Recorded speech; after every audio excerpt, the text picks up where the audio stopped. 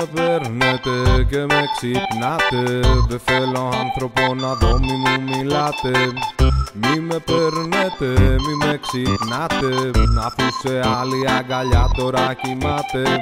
Γιατί με παίρνετε και με ξυπνάτε. Δεν θέλω άνθρωπο να δω, μη μου μιλάτε. Μη με παίρνετε, μη με ξυπνάτε, αφού σε άλλη αγκαλιά τώρα κοιμάται. Έχω κλειστό το κινητό κι όμως με παίρνω σπίτι. Δεν θέλω άνθρωπο να δω, θέλω να κοιμηθώ. Όλο το βράδυ γύρναγα σαν τον αλήτη. Μου είπε και πήγα να τρελαθώ. Τώρα η Λέβη μου είναι με άλλον. Τον αγκαλιάζουνε και το φυλά.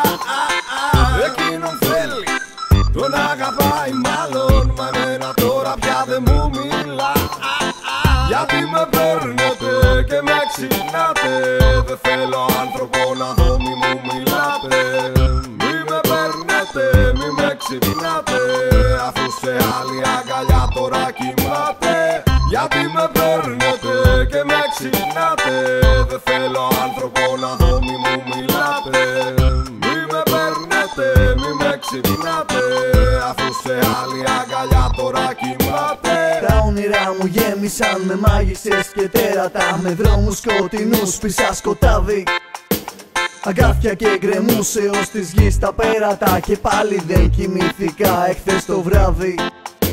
Τα όνειρά μου γέμισαν γιγάντες και φαντάσματα, με βάλτους και ψυχές λες κι ήμουνα στον Άδη. Δρακούς και εξωτικά παντού χαλάσματα.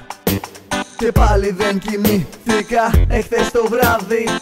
Γιατί με παίρνετε και με ξυπνάτε. Δεν θέλω άνθρωπο να δω, μη μου μιλάτε. Μη με παίρνετε, μη με ξυπνάτε, αφού σε άλλη αγκαλιά τώρα κοιμάται. Γιατί με παίρνετε και με ξυπνάτε. Δεν θέλω άνθρωπο να δω, μη μου μιλάτε. Μη με παίρνετε, μη με ξυπνάτε, αφού σε άλλη αγκαλιά τώρα κοιμάται.